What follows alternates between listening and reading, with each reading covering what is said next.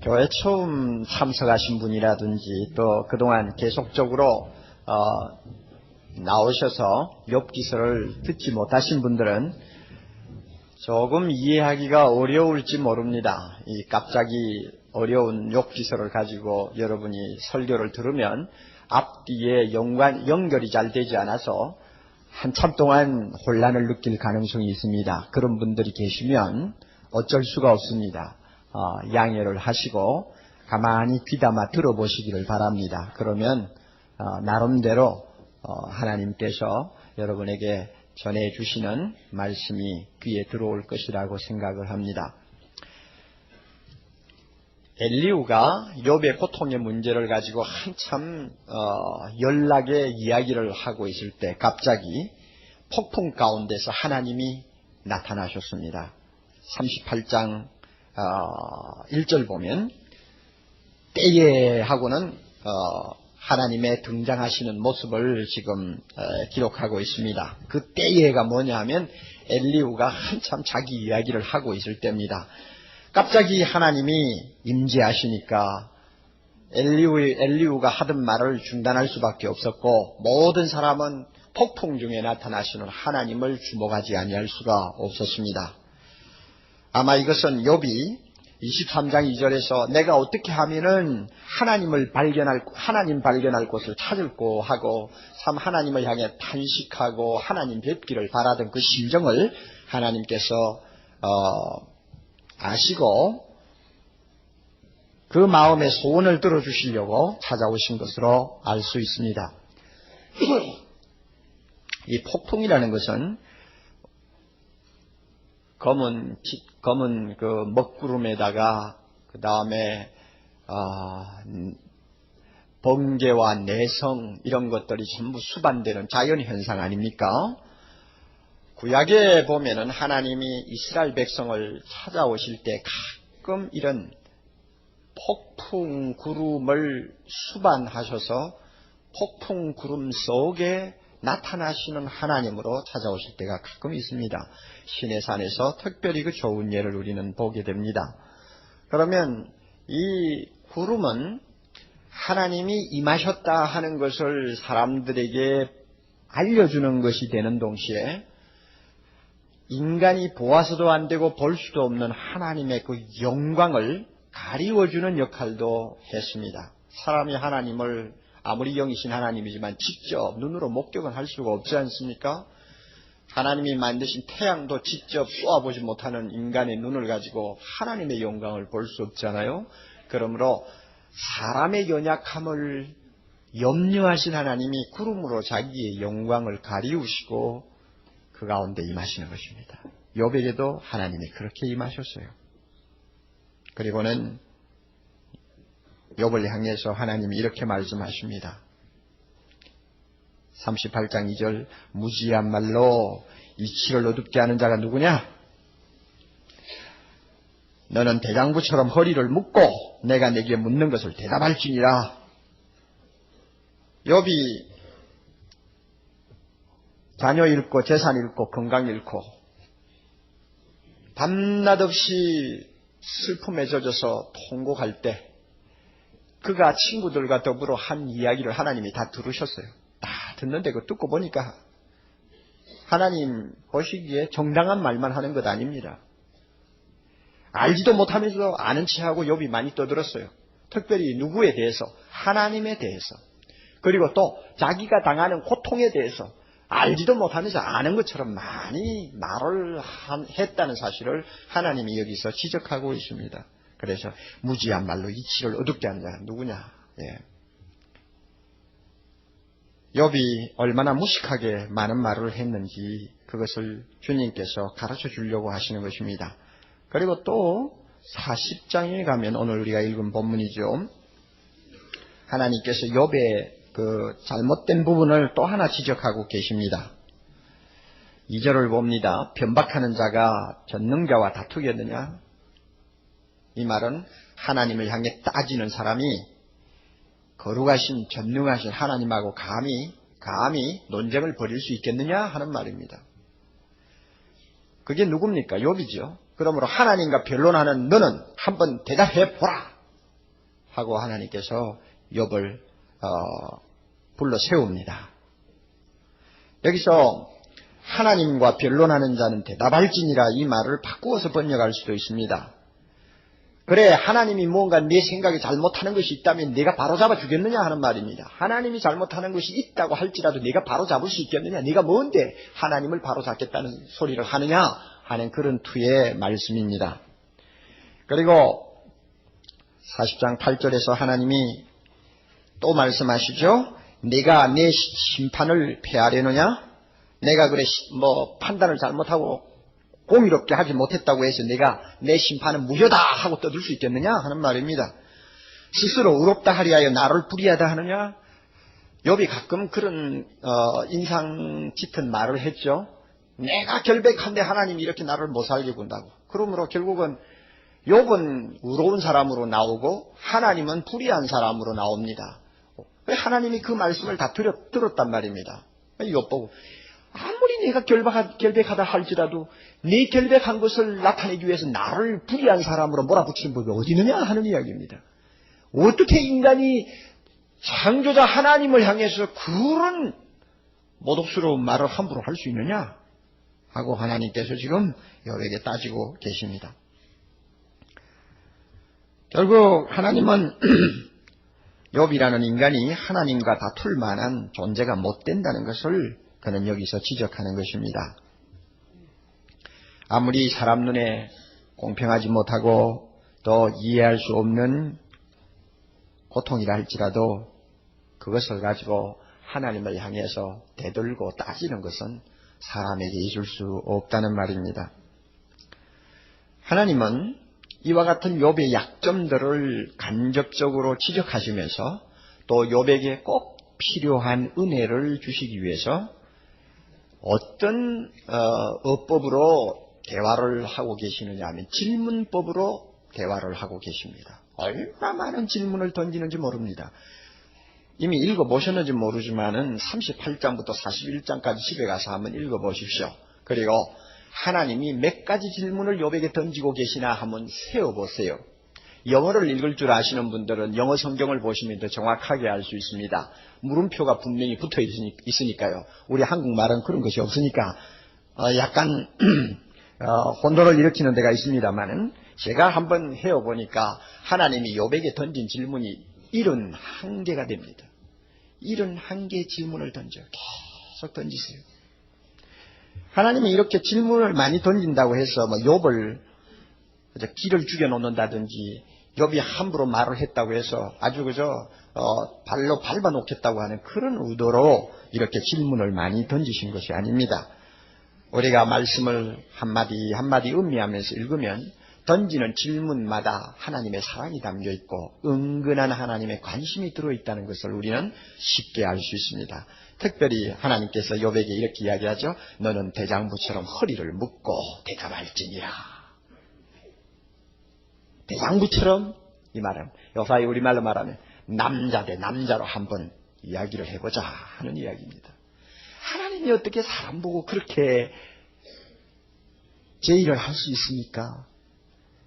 한 줌의 흙에 지나지 않는 인간 보고 어디 한번 1대1로 너하고 나하고 남자 대 남자로 한번 이야기를 해보자.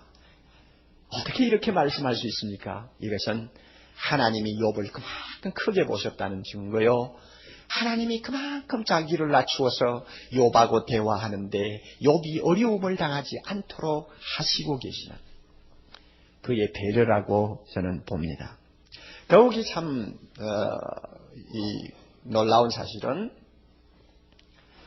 1장부터 37장까지는 하나님을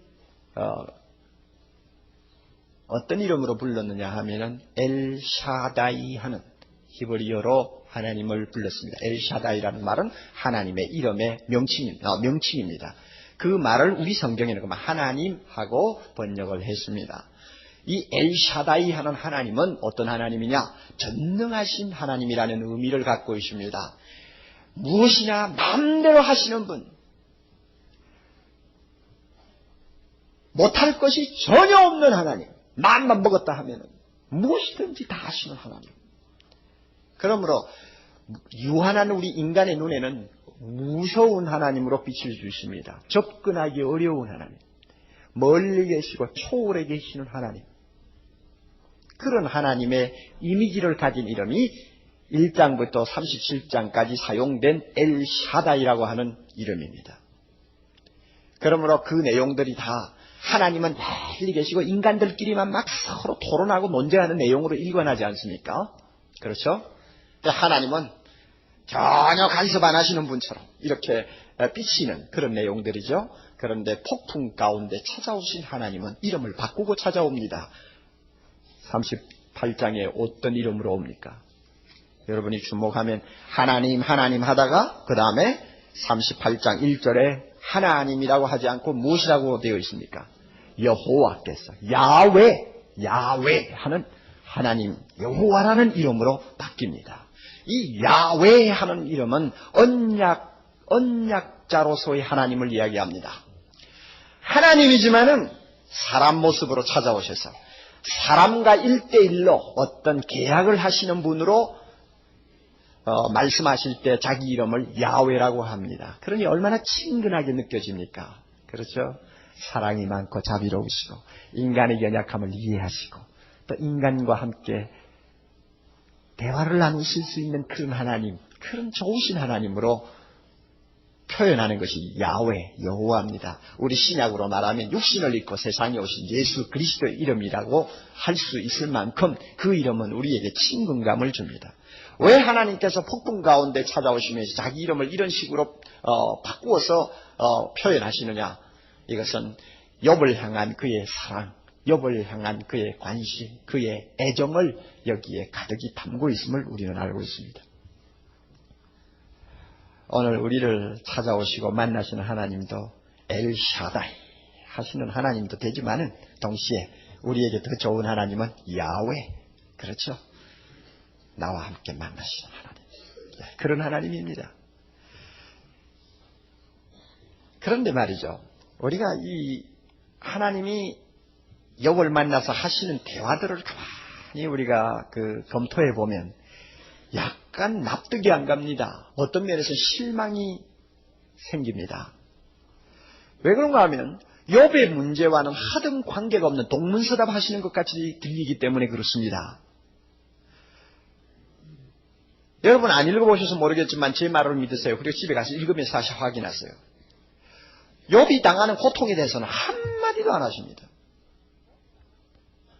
그리고 욥이 그 잿더미에 앉아서 얼마나 많은 질문과 얼마나 많은 문제들을 제기했습니까? 하나님, 나는 죄 지은 것 없는데, 내가 잘못한 거 없는데 왜 내가 이런 고통을 당해야 합니까? 하고 얼마나 많이 불평을 했습니까? 그런데 거기에 대해서 이런 방구도 안 하세요. 하나님, 내가 당하는 고통의 원인이 무엇인지 가르쳐 주세요. 나는 하나님 만나서 이 이유를 좀 따져야 되겠습니다 하고 욥이 얼마나 자주 그 마음에 있는 속을 털어놓았습니까마는 하나님께서는 그 이유에 대해서 한마디도 언급 안 하세요. 하나님, 왜 악을 물 마시듯이 밥 먹듯이 하는 사람들은 세상에서 저렇게 형통합니까? 왜 그런 사람들을 내버려 둡니까? 하는 데 대해서도 하나님이 가타부타 말씀 안 하십니다. 그리고 하나님, 왜 좀 빨리 오시지 않냐고 이제 오셨습니까? 왜 내가 이렇게 고통당할 때 가만히 입 다물고 계셨습니까? 하는 데 대해서도 하나님은 말씀 안 하세요. 그리고 하나님이 욥을 찾아오셔서 너 그동안 고생 많이 했다, 참 힘들었지 하는 위로의 말씀 한마디라도 할 것 같은데 그런 말씀도 한마디도 없어요. 그리고 욥하고 욥의 문제하고는 아무 관계가 없는 것처럼 보이는 주제들을 가지고 이야기를 이어가고 있습니다. 하늘과 땅의 이야기, 별과 구름과 달의 이야기, 하마나 악어나 호랑이나 노새, 산양 같은 이야기만 하고 계세요. 여러분 한번 생각해 보세요. 가족 잃고 재산 잃고 건강 잃고 천덕꾸러기가 되어서 먼지구덩이에 앉아있는 사람에게 하늘 이야기가 무슨 소용이 있고 여러분 별 이야기가 무슨 소용이 있으면 하마가 무슨 의미가 있습니까? 하나님이 뭐라고 합니까? 욥아, 하마를 볼지어다. 하마가 무슨 의미가 있습니까? 그러니 자연히 우리는 하나님이 왜 이렇게 하실까 하는 데 대한 궁금증을 갖게 됩니다. 제가 볼 때는 몇 가지 하나님의 깊은 의미가 숨어 있다고 생각합니다. 왜 그렇게 관계없는 이야기를 많이 하셨을까? 그것은 첫째로 욥의 고통의 원인을 하나님이 말씀하지 않겠다고 하는 것을 보여주시는 것입니다. 욥은 그 고통의 원인을 알고 싶었습니다. 그러나 하나님은 그 고통에 대해서는 말씀하지 않겠다고 하는 것입니다.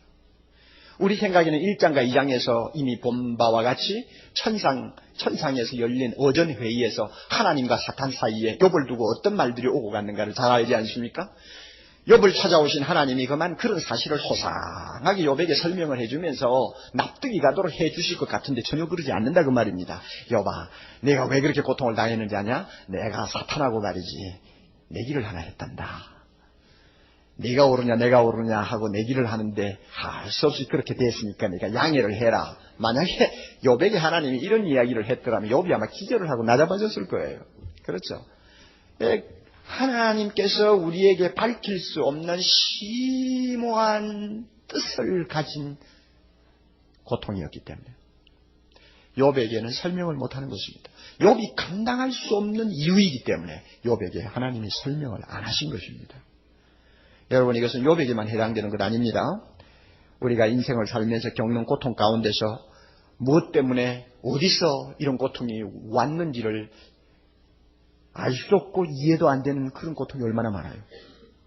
그럴 때마다 우리는 이렇게 믿어야 됩니다. 하나님께서 내가 연약한 줄 아시고 그 고통을 설명하지 않으시는구나.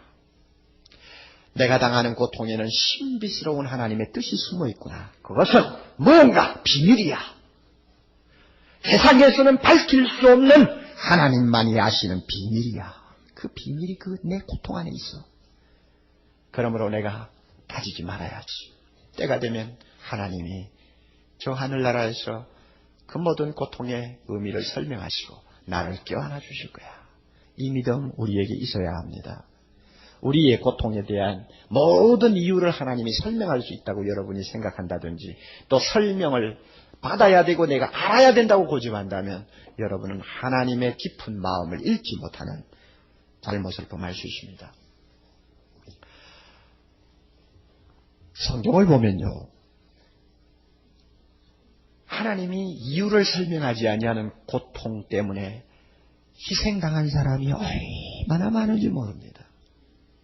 아마 제가 해라면은 수십 명을 낼 수 있어요. 그 중에 예를 하나 들까요? 마리아의 남편 요셉을 아시죠? 형식적으로 봐서 예수님의 아버지 아닙니까?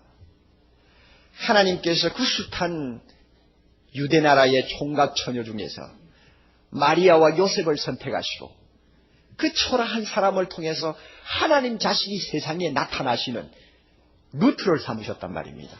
하나님이 인정하신 사람이란 말입니다. 그래서 요셉을 놓고 성경은 경건한 사람이라고 했습니다. 얼마나 신사인지 모릅니다. 얼마나 믿음이 좋은지 모릅니다.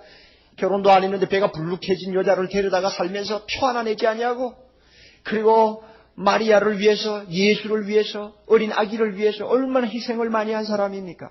그리고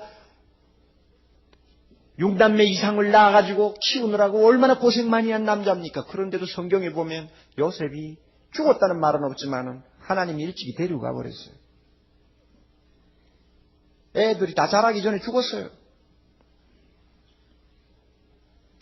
결국은 장자된 예수님이 아버지의 목수일을 이어받아가지고 식구들을 다 먹여 살려야 되는 그런 고된 일을 수년 동안 하지 않았습니까? 그만큼 하나님이 위대하게 인정하셔서 사용하신 영광스러운 인간 도구라고 한다면 나중에 주님이 부활하시는 영광까지 요셉이 보아야 되고 하나님이 그와 같은 영광을 보여주어야 마땅할 것 같은데 왜 요셉을 그렇게 젊은 나이에 데리고 가느냐 그 말입니다. 여러분, 하나님이 거기에 대해서 이유를 설명합니까? 성경 아무리 뒤져봐서 이유가 나오나? 죽었다는 말도 안 합니다. 이상한 분이에요. 죽었으면 죽었다고 말이나 하시지. 데리고 간다면 데리고 간다고 말씀이나 하시지. 그렇게 위대한 사람을 하나님이 데리고 가고 말도 없어요. 우리 하나님께서는 사람이 이해하지 못하는 고통에 대해서는 입을 다무십니다. 욥에게도 그렇게 하셨습니다. 이 사실을 우리 자신이 당하는 고통에 하나하나 적용을 하십시오. 적용할 수 있습니까? 아멘. 그게 믿음입니다. 예. 또 두 번째로 잿더미에 앉아있는 욥으로 하여금 그의 관심, 그의 시선을 하나님의 지혜와 전능과 선하심에 주목하도록 하기 위해서 하나님께서 우주 만물에 관한 이야기를 하고 계시는 것입니다. 욥아, 내가 만든 삼라만상 가운데서 너의 지혜로 헤아릴 수 없는 것들이 얼마나 많으냐, 어디 한번 둘러보자 하는 이야기를 하시는 것입니다. 그래서 주님이 그 38장 33절 보면 이런 질문을 하나 하시지요. 38장 33절 내가 하늘의 법도를 아느냐? 하늘로 그 권능을 땅에 베풀게 하겠느냐? 이 말을 좀 쉽게 고치면 이런 것입니다. 욥아, 네가 하늘을 다스리는 질서가 무엇인지 아느냐? 또 그런 법칙을 땅에 적용할 수 있다고 생각하느냐? 하고 말씀하죠. 그러나 욥은 못하죠. 어림도 없죠. 그런데 욥도 대단한 사람입니다. 얼마나 대단한지 아세요? 얼마나 대단한지.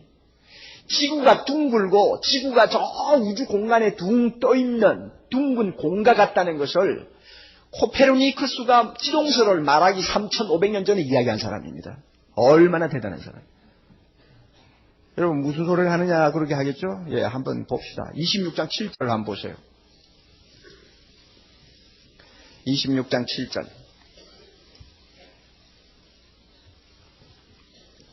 여기 보면 욥이 이렇게 이야기합니다.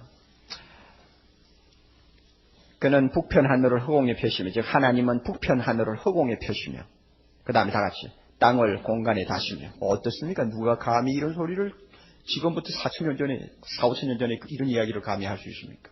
욥도 비상한 사람이에요. 그럼에도 불구하고 하나님의 지혜에 비하면 저 공중에 떠다니는 수증기의 한 방울 내에 지나지 않는다는 말입니다. 하나님은 욥으로 하여금 하나님의 그 무한하신 지혜에 마음을 열도록 유도하고 계십니다. 뿐만 아니라 하나님은 욥으로 하여금 하나님 자신의 능력에 눈을 뜨고 능력이 얼마나 크신가를 보게 합니다. 41장 1절에 하나님께서 하마에 대한 이야기를 합니다. 악어에 대한 이야기를 합니다. 네가 능히 낚시로 악어를 낚을 수 있겠느냐? 노끈으로 그 혀를 맬 수 있겠느냐?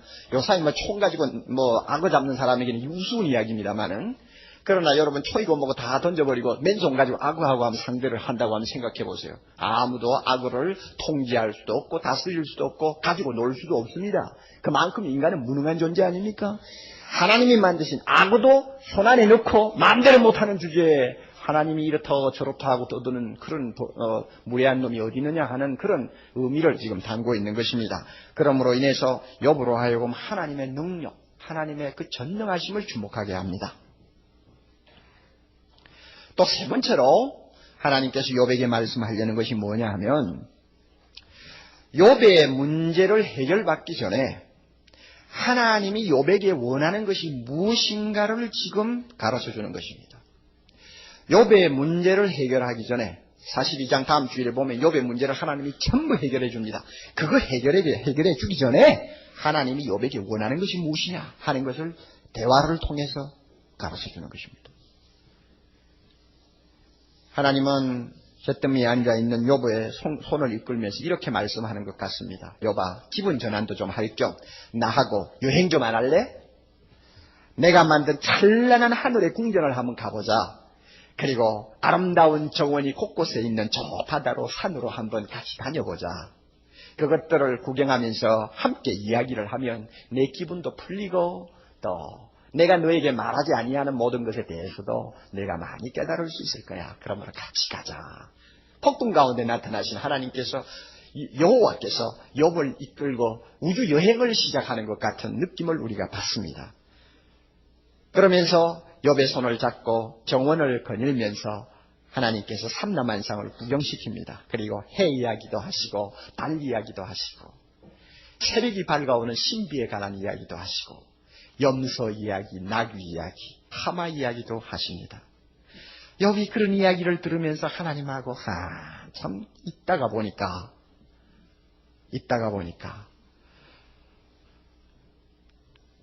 하나님을 보는 자기 눈도 바뀌는 것을 알았고 자기 자신을 보는 눈도 달라지는 것을 욥이 발견했습니다. 어떻게 달라졌습니까? 어떻게 달라졌어요? 40장 4절 봅니다. 어떻게 달라졌나요? 나는 미쳐나오니 무엇이라 주께 대답하리까 손으로 내 입을 가릴 뿐이로소이다. 그렇게 똑똑하고 잘못한 거 없다고 떠들던 욥이 자기를 어떻게 봅니까? 미천한 존재, 아무것도 아닌 거, 말할 자격도 없는 것이 함부로 떠든 놈. 자기를 보았어. 그래서 주여 나는 미천합니다. 나 이제 말 안 할래요. 나 딱 손으로 딱 가리고 말 안 할 테니까 하나님만 말씀하세요. 완전히 사람이 달라져 버렸어요. 그렇게 말이 많던 사람이 입 딱 다물고 손으로 입을 가려버렸습니다. 그리고 여러분 42장 넘어갑니다. 42장 2절 봅니다. 하나님이 욥을 어떻게 보았습니까? 하나님을 보는 눈이 달라졌어요. 주께서는 무소불능하시오며 견지전능하시다 말입니다. 못할 것이 없는 하나님. 무슨 병령이든지 무슨 계획이든지 한번 계획하시면 이루지 못할 것이 없는 하나님이라는 것을 알았습니다. 하나님 그렇습니다. 내가 지금까지 그걸 잘 몰랐어요. 너무 잊어버렸어요. 내가 이제 주님 만나고 보니까 하나님은 전능하신 분입니다. 하나님이 전능하시고 무엇이든지 다 하실 수 있는 분이라는 걸 알았을 때 그는 마음에 굉장한 충격과 변화가 일어났습니다. 그래서 뭐라고 합니까? 3절 무지한 말로 이치를 가리우는 자가 누구니까 주님 지금까지 내가 아무것도 알지 못하면서 떠들지 않았습니까? 내가 스스로 이제 깨달을 수 없는 말만 했사오니 스스로 알 수 없는 것 헤아리기 어려운 일만 말했습니다. 주님 용서하옵소서. 그 말이죠. 내가 말하겠사오니 주여 들으시고 내가 주께 묻겠사오니 주여 내게 알게 하옵소서. 내가 주께 대하여 귀로 듣기만 하였사옵더니 이제는 눈으로 주를 배움나이다. 그러므로 내가 스스로 하나고 티끌과 제 가운데서 회개하나이다. 얼마나 욥이 달라졌습니까? 얼마나 달라졌어요. 그런데 우리가 욥의 달라진 모습을 이런 회개하고 자기를 겸손하게 낮추는 자리에서만 보면 안 됩니다. 한 걸음 더 나아갔습니다. 욥이 얼마만큼 마음의 평안을 얻었을까? 지금까지의 슬픔에서 벗어났고 지금까지의 갈등에서 자기 자신을 끌어낼 수가 있었습니다. 전능하신 하나님, 자기를 찾아오신 하나님, 자기와 만나주시고 많은 이야기를 해주시는 그 하나님을 만났더니 자기도 모르게 마음에 평안이 왔어요. 원망과 저주와 좌절감이 눈 녹듯이 사라져버렸어요. 그리고 전능하신 하나님, 그분이 지금 내 앞에 계신다 생각할 때 건강이 돌아오지 않고 병이 남아있어도 괜찮아요. 가난이 있어도 좋아요. 잃어버린 것 다시 찾지 못해도 좋아요. 자식이 다시 살아나지 않아도 좋아요. 이 하나님 한 분 계시니까 그것이 문제가 안 된다고 말입니다. 욥이 자기도 모르게 변화를 받았습니다. 이제는 말이 필요 없는 사람이 되었습니다. 자기도 모르게 회복이 되었습니다. 모든 상처가 치유함을 받았습니다. 하나님을 만난 사람은 이렇게 됩니다. 믿습니까? 하나님을 만난 사람은 이렇게 되어요. 그러므로 여러분, 우리가 어려운 일을 가지고 실험을 할 때나 남이 모르는 슬픔과 고통을 안고 몸부림칠 때 제일 먼저 할 것이 있습니다. 하나님을 보는 것입니다. 하나님을 묵상하십시오. 그가 천지 만물을 만드시고 나 같은 것을 진흙덩이를 빚어서 만드시고 오늘까지 나 같은 더러운 것을 용납하시고 사랑하신 그 하나님을 생각하라고 말입니다. 그의 지혜, 그의 능력, 그의 선하심, 그런 것에 온통 우리 마음을 쏟으면 그 무한하신 사랑의 능력이, 그 무한하신 능력, 전능하심의 능력이, 그 선하심이 우리를 욥을 치유하듯이 치유하고 만다는 것을 알아야 합니다. 고통이 있어도 그 고통을 초월할 수 있는 힘을 얻게 되고 슬픔이 있어도 그 슬픔을 딛고 일어날 수 있는 초자연적인 평안을 얻을 수 있다는 것을 우리 모두가 알아야 합니다. 그래서 스폴전이라고 하는 유명한 설교자는 참 기가 막힌 말을 했습니다. 그리스도를 명상할 때 모든 상처를 위한 진통제가 있습니다. 성부 하나님을 묵상할 때 모든 슬픔이 소멸됩니다. 성령의 감동하심 속에서 모든 쓰라림이 멎어버립니다. 여러분은 여러분의 슬픔을 이기려 합니까? 여러분의 근심을 헐어버리려 합니까? 그렇다면 여러분 자신을 하나님의 가장 깊은 바다에 빠뜨리십시오. 하나님이라고 하는 그분의 그 무한한 바다에 여러분 자신을 던져버리십시오. 그의 무한하심 속에 빠져버리십시오. 그러면 여러분은 휴식의 침상에서 원기를 되찾고 다시 힘이 넘쳐 일어나게 될 것입니다. 할렐루야! 네. 욥이 바로 이와 같은 체험을 한 것입니다. 하나님은 욥의 문제를 해결해 주시기 전에 먼저 문제를 안고도 하나님만 사랑하고 하나님 때문에 평안을 누리고 하나님 때문에 위로를 받는 순수한 믿음의 사람 되기를 바라는 것입니다. 마음을 원하는 거예요. 내 아들아 네 마음을 내게 달라. 돈 손에 쥐어주니까 하나님 하나님? 그거는 마귀가 생각하는 하나님이죠. 잃어버린 재산 다시 찾게 하시고 잊어버린 건강 다시 회복해 주시니까 예수 할렐루야. 누구나 다 할 수 있죠. 하나님은 누구에게나 그렇게 잃어버린 것, 없어진 것 다시 돌려줄 수 있습니다만은 하나님이 그런 것을 돌려주기 전에 하나님은 우리의 순수한 마음을 원하십니다. 내가 너에게 건강 다시 돌려주지 않는다 할지라도 너 나를 사랑할 수 있냐? 내가 불러간 자식을 너에게 다시 안겨주지 않는다 할지라도 너 나만을 경외하고 나만을 믿을 수 있냐?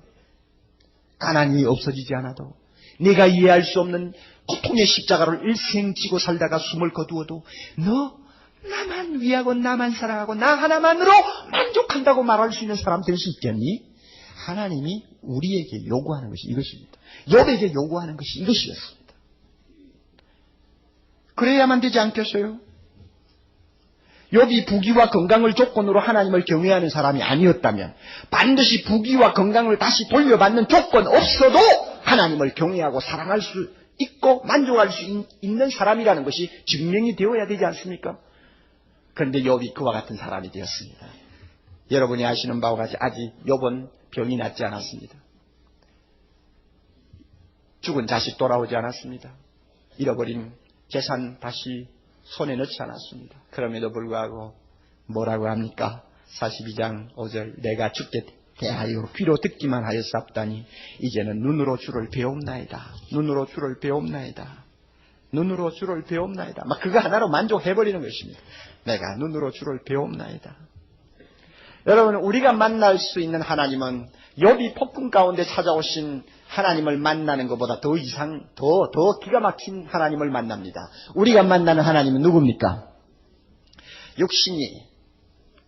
말씀이 육신이 되어 우리 가운데 거하시는 하나님.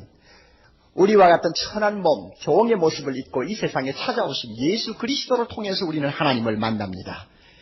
그분은 폭풍 가운데 찾아오셔서 욥을 이끌고 삼라만상을 구경시켜주며 저 우주공간을 다니시는 하나님이 아니라 그가 친히 우리 몸을 입고 오셔서 우리가 눈물 흘리는 자리에 함께 와서 앉으시는 분이요. 우리가 견디지 못해서 몸부림치는 자리에 조용히 옆에 와 계시는 분이요. 우리가 잠을 이루지 못하는 그 자리에 와서 함께 그 슬픔을 나누시는 인간 되신 예수 그리스도를 우리는 만나고 있습니다. 아멘. 이 예수님 우리가 만납니다. 성경을 펴놓고 우리는 예수 그리스도와 조용히 마주 앉습니다.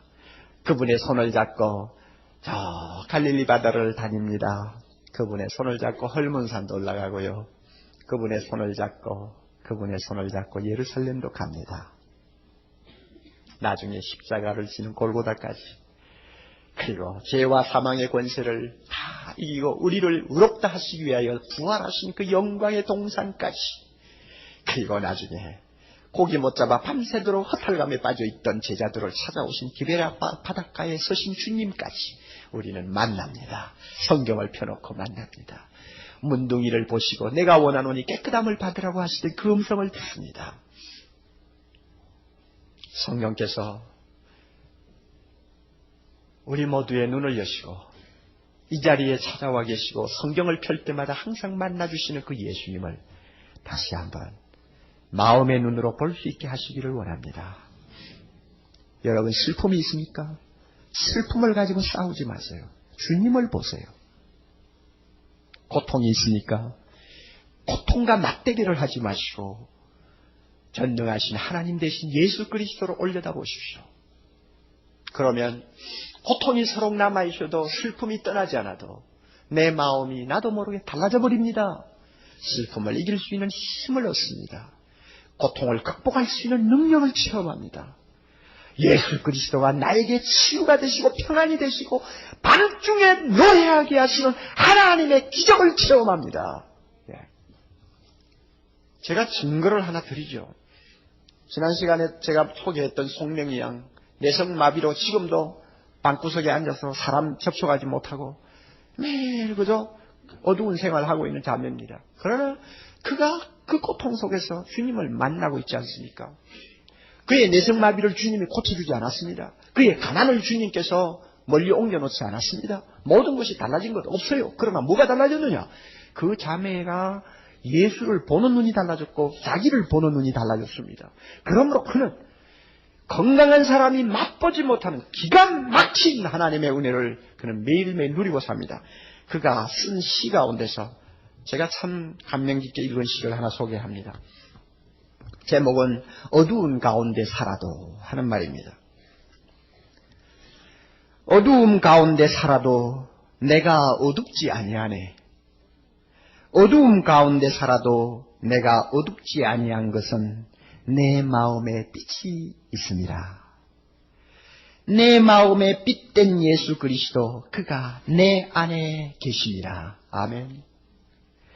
괴로움 가운데 있으나 내가 괴롭지 아니하네.